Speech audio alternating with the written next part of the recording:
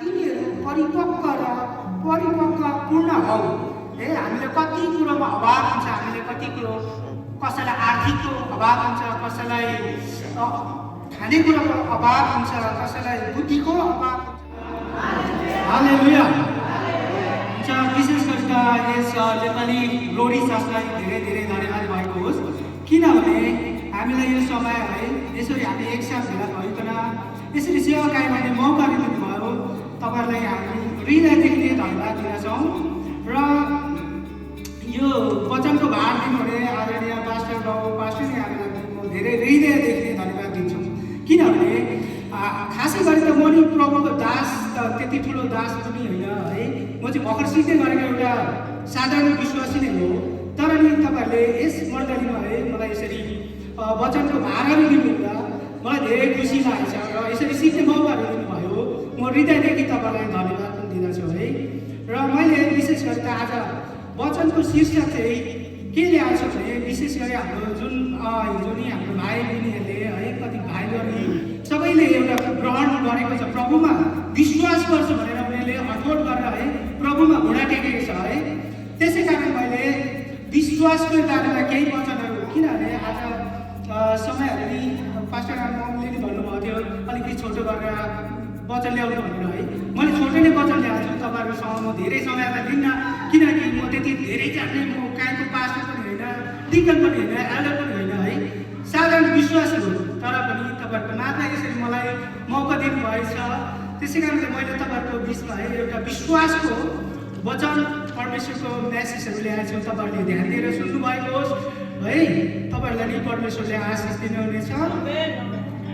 र विशेष गरी हामी के चाहिँ गर्छौँ, विश्वास त गर्छौँ हामी, गौरजीप्रोले मात्रै होइन, विश्वास गर्ने हाम्रो भित्री हृदयबाट हामीले विश्वास गर्नुपर्छ। आमेन।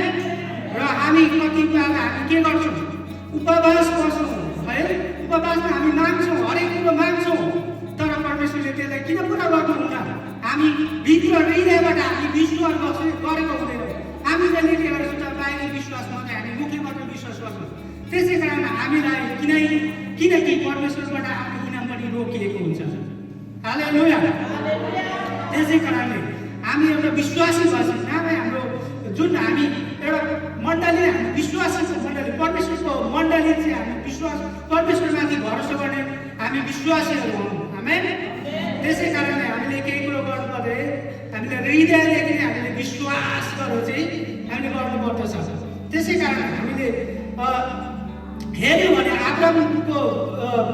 आब्रामको जीवनमा हेऱ्यो भने है, मोती उत्पत्ति 22 हेऱ्यो भने आब्रामको जीवनमा नि परमेश्वरले कतिको विश्वास छ कि छैन भनेर जाँच गरेको छ है। आब्राम बिचरा धेरै बुढो कालमा एक मात्र पुत्र पाएको थियो, इसाक है। आब्रामले चाहिँ परमेश्वरले यसरी भन्नुभयो कि आब्राम तेरो एक मात्र पुत्र लिएर जा, त्यो डाँडामा लगेर त्यो पुत्रलाई होम बलि गर्नु भनेको छ है। कति ठुलो बोलाई चाहिँ त्यो परीक्षा आएको छ आब्रामलाई, परमेश्वरले विश्वास यो माथि छ कि छैन, कतिको म माथि भरोसा गरेको छ कि छैन भनिकन आब्राममाथि परमेश्वरले है त्यसरी नै विश्वासको जाँच गरेको छ। त्यसरी नै हामीले नै एकदम परमेश्वरमाथि चाहिँ धेरै विश्वास राख्नु पर्दछ। आमेन। र हामी सरसर जाउँ हामी वचनमा, किनभने समय अलिक छोटो छ है। त्यसै कारणले म तपाईँहरूलाई वचनतर्फ नै लानेछु।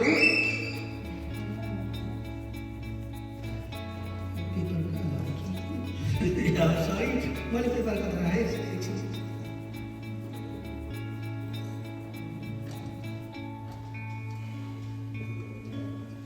त्यसो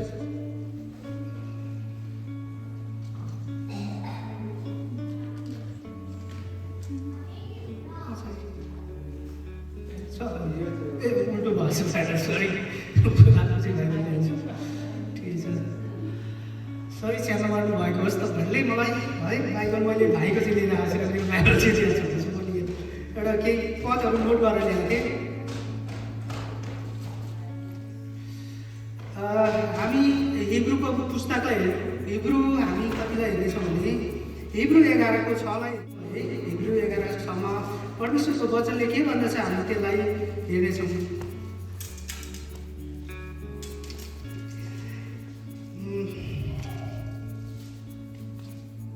हे हिब्रू 11:6 तपाईँले भेट्नुभयो।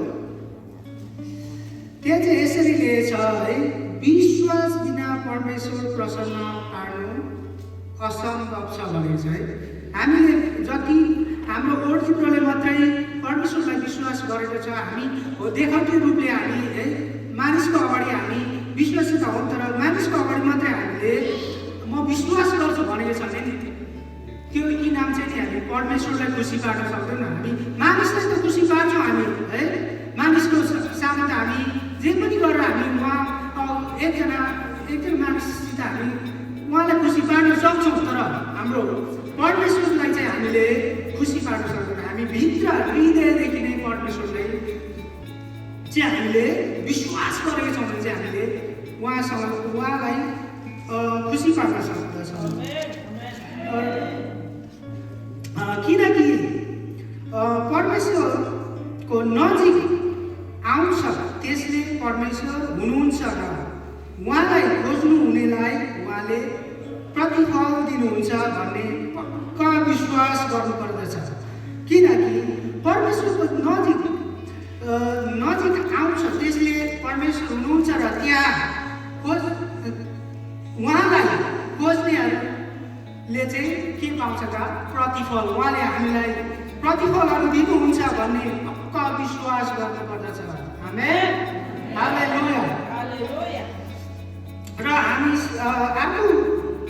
अर्को रोमीको पुस्तकलाई हेर्नेछौँ है।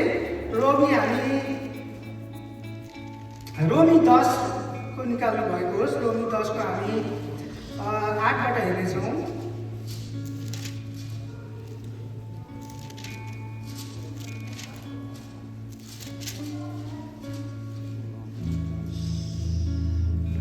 रोमी 10 को 8बाट हामी 13 सम्म हेर्नेछौँ है।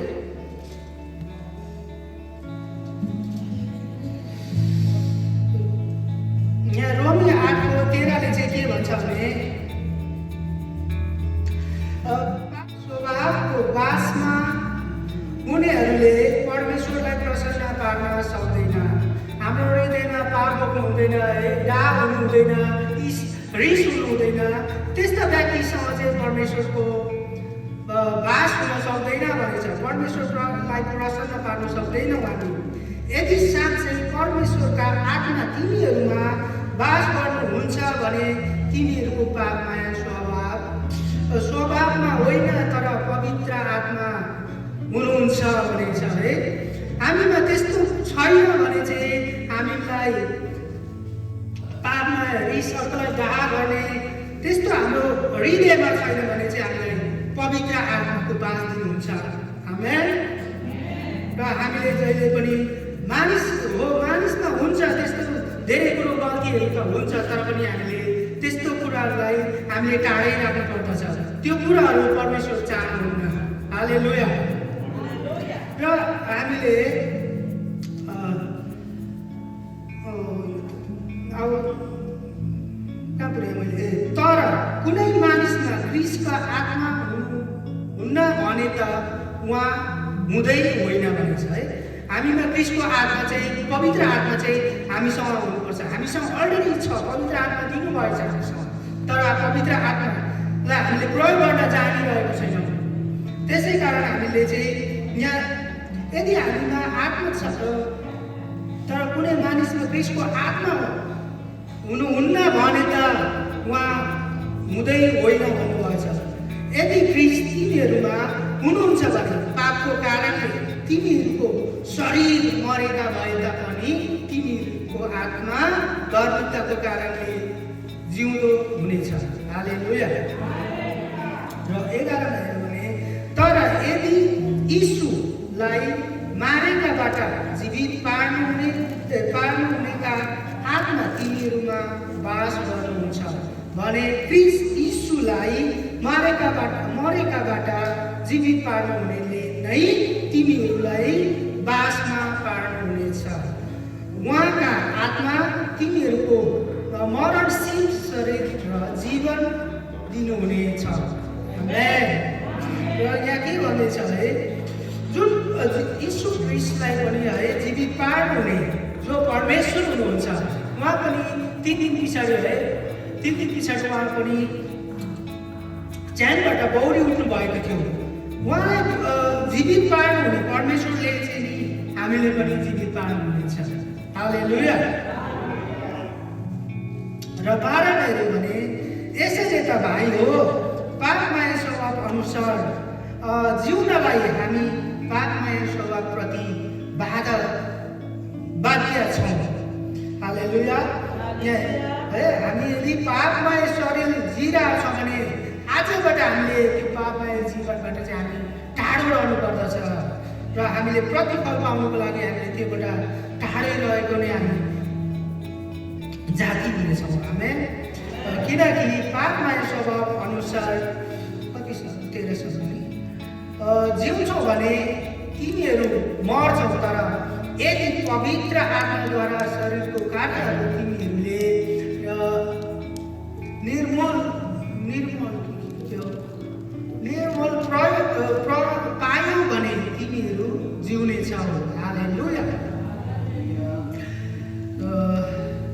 यहाँ चाहिँ है तिमीहरू मर्छौ, तर यदि पवित्र आत्माद्वारा शरीरका कार्यहरू तिमीहरूले निर्मलको अर्थ मलाई आएर पास्टर तपाईँलाई आउनु यो निर्मल के हो यो मलाई यसको अर्थ तपाईँलाई आउनुहुन्छ भने तपाईँले प्रश्न गरिदिनु भएको छ है।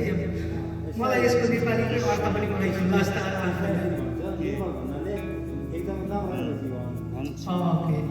ओके लामो जीवन हामीले पाउन सक्नेछौँ है। धन्यवाद तपाईँलाई, परमेश्वरले आशिष दिनुहुनेछ। र हामी फेरि है हामी सरसरी जाउँ किनभने हामी धेरै टाइम नलौँ। हामी याकुबको पुस्तक हेर्नेछौँ। याकुबको पनि हामी 1देखि हामी तर यो हेर्नेछौँ। याकुबको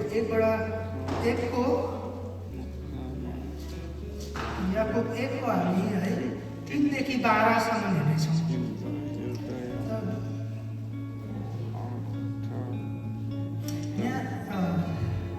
3देखि 12सम्म किनकि आजको जाँच धैर्यपन्न गराउँछ, धैर्यले त्यसको पुरा काम गर्न देऊ है। हामी विश्वास त गर्छौँ तर हामी आँकिन्छौँ, हामी उपवास गर्छौँ, हरेक कुरो माग्छौँ, तर हामीलाई चाहिन्छ कि मानिसको जीवन जहिले पनि मानिसहरू चाहिँ आँकिनु पर्दछ। हामी धैर्य गर्न जान्दैनौँ, तर हामीले धैर्य गर्नु भने अवश्य त्योहरू हामी पाउन सक्नेछौँ है। धेरै धैर्य त्यसले पुरा काम गर्न देऊ। धैर्यले चाहिँ समयहरू पर्खिनु पर्दछ, त्यसलाई धैर्य गर्नु सक्नु पर्दछ ताकि तिमीहरूमा कुनै कुरोको अभाव नभए तिमीहरू परिपक्व नभएर तिमीहरू परिपक्व पूर्ण हौ है। हामीले कति कुरोमा अभाव हुन्छ, हामीले कति कुरो कसैलाई आर्थिकको अभाव हुन्छ, कसैलाई खानेकुराको अभाव हुन्छ, कसैलाई बुद्धिको अभाव हुन्छ, कतिलाई शिक्षाको अभाव हुन्छ, धेरै कुरोको अभाव हुन्छ मानिसलाई है। तर पनि यहाँ हामी चाहिँ किनकि सबै कुरो भए जस्तै परिपक्व धैर्यतापूर्वक रहनु पर्दछ। आमेन। यदि हामीमा भित्र हृदयबाट विश्वास गरेका छौँ भने अवश्य त्यो कुराहरू परमेश्वरले पुर्याइदिनुहुनेछ। हालेलुया। तर यदि तिमीहरू मध्ये कसैले बुद्धिको अभाव छ भने उद्धार चित्तसँग नझर्की दिनुहुने परमेश्वरलाई त्यसले मागोस्। हालेलुया।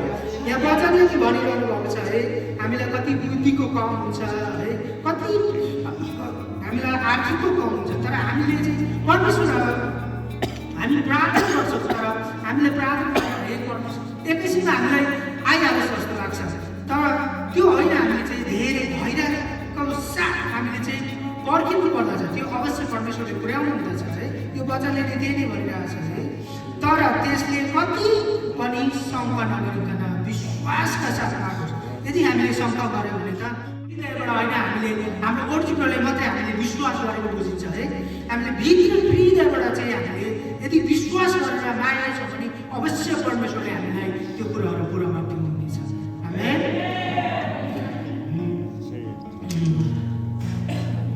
र तर त्यसले शङ्का गर्ने चाहिँ शङ्का गर्छ है कति व्यक्तिले, त्यसलाई यसलाई के भनेछ यो वचनले भनेपछि शङ्खहरूले चाहिँ बतासले उचाल्दै पछाड्दै समुद्रको छल सामान हुनेछ है। त्यस्तो व्यक्ति चाहिँ है समुद्रको पानी कसरी बग्छ यस्तो है त्यस्तो खालका बतासले त्यस्तो छालसम्म उचाल्दै पछाड्दै समुद्रको छालसम्म हुनेछ भन्नुभएको छ है। त्यसैले मानिसले यो नसम्झोस् कि उसले प्रभुबाट केही पाउने छ। त्यस्तो व्यक्तिले चाहिँ चाहे उसले प्रार्थना गरोस् चाहे है उसले बाहिर प्रार्थना गरेको छ यदि भने चाहिँ उसले म प्रभुबाट केही पाउने छु भनेर आश गर्नु नगरोस् भनेछ है।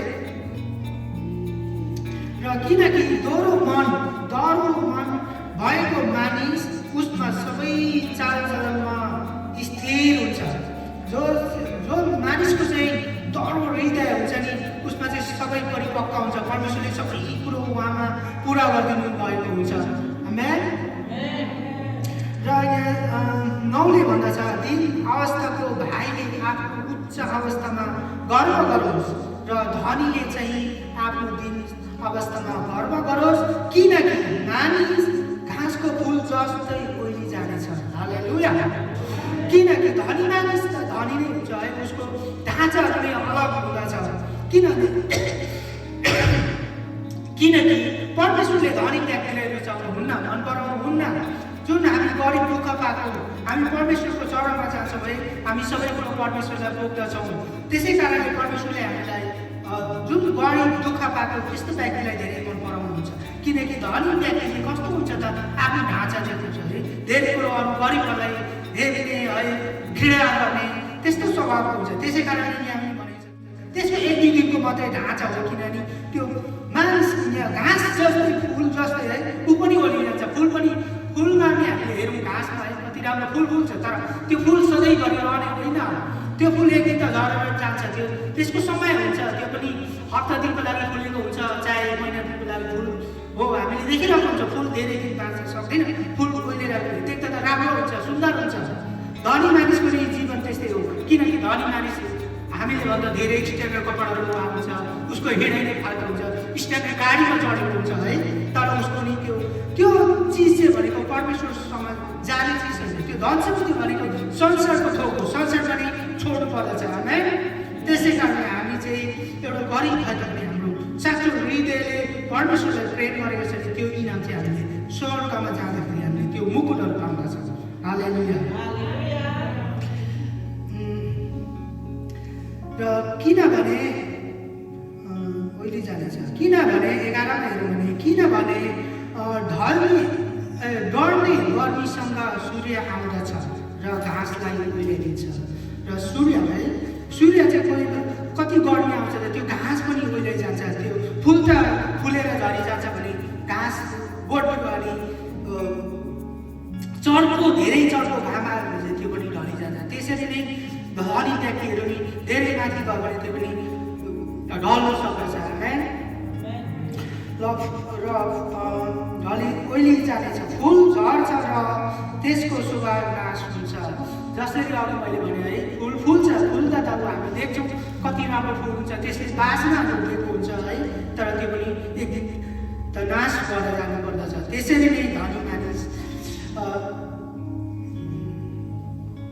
त्यसरी नै धनी मानिस पनि आफ्नो काम धन्दाबाट नाश भएर जान्छ। हालेलुया।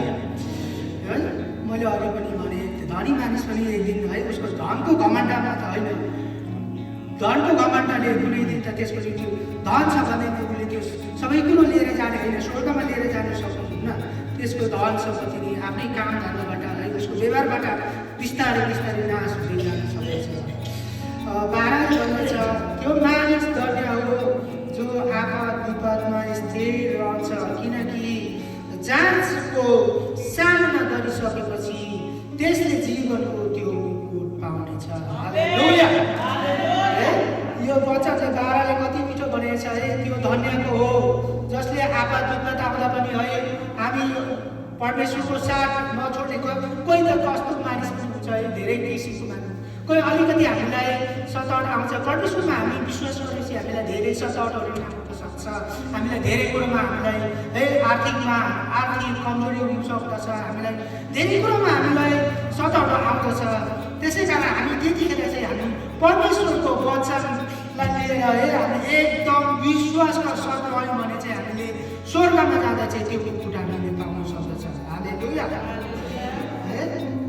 र हामी फेरि यो वचनलाई अर्को वचन हेर्नेछौँ। मैले यो वचनलाई याकुबलाई ल्याइराखेँ, याकुबको पुस्तकलाई, र हामी प्रेरितको पुस्तक हेर्नेछौँ। हाम्रो अब धेरै छैन तपाईँहरू धैर्य गर्नुहोस्।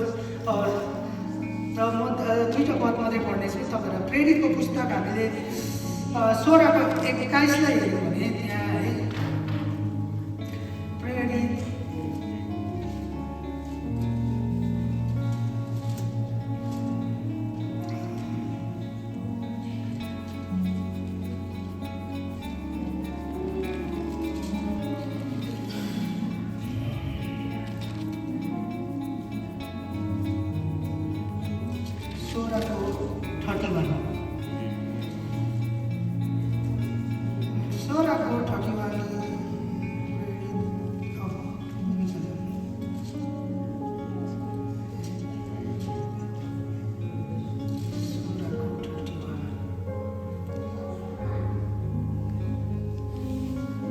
तपाईँले भेट्नुभयो। यहाँ चाहिँ म पढिदिनेछु है।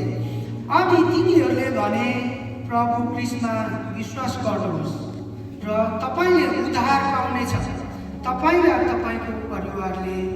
यहाँ चाहिँ कति मिठो भनेछ यदि हामीले परमेश्वरलाई विश्वास गरेका छौँ भने यहाँ भनेछ प्रभु क्रिस्टको विश्वासमा विश्वास गर्नुहोस् र तपाईँले उद्धार पाउनुहुनेछ। तपाईँले मात्र होइन घरको सारा परिवारले पनि उद्धार मुक्ति पाउनुहुनेछ। हालेलुया, हालेलुया। तपाईँलाई धन्यवाद भएको होस्। अब हामी एउटा मत्तीको पुस्तकलाई हेर्नेछौँ र म यो वचनलाई यतिमै राख्छु, किनभने तपाईँहरूलाई अब मैले किनभने छोटो मात्रै वचन ल्याएछु तपाईँले ध्यान दिएर सुनिदिनु भइरहेछ। तपाईँलाई धन्यवाद भएको होस्। र हामी अन्तिम वचन मत्तीको हेर्नेछौँ मत्ती 7:21 हेर्नेछौँ।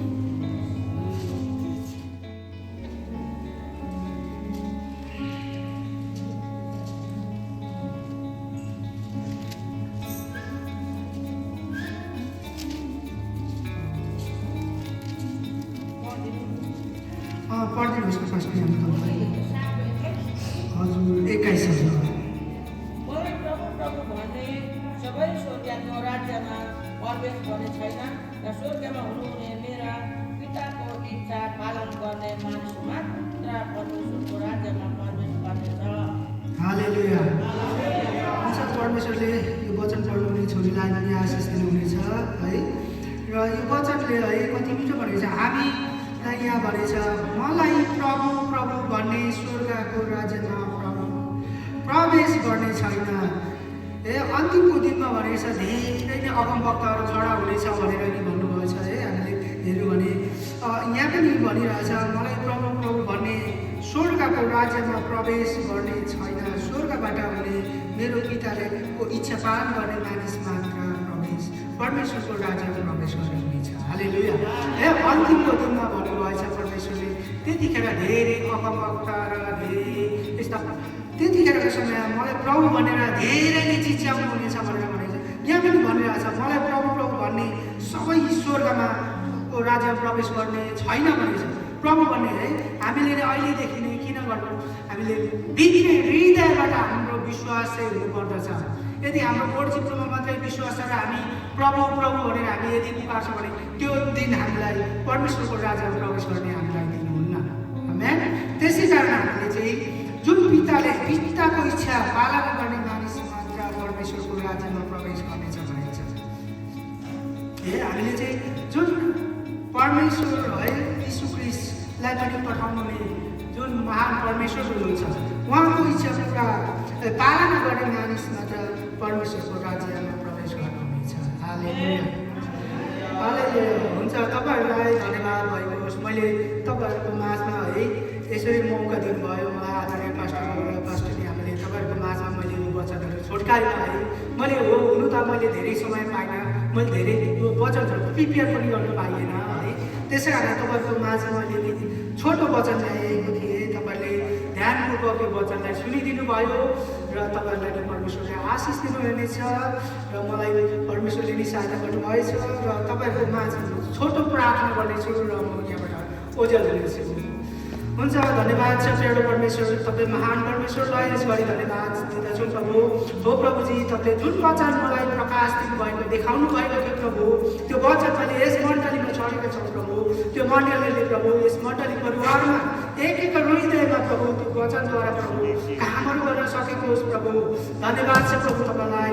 हो प्रभु, मैले यो वचनहरू पढ्दै जाँदा प्रभु मैले तलमाथि केही गरेको छ भने वचनमा हो प्रभु, मैले घटी बढी केही बोलेको छ भने प्रभु मलाई क्षमा गर्नुभएको होस् प्रभुजी।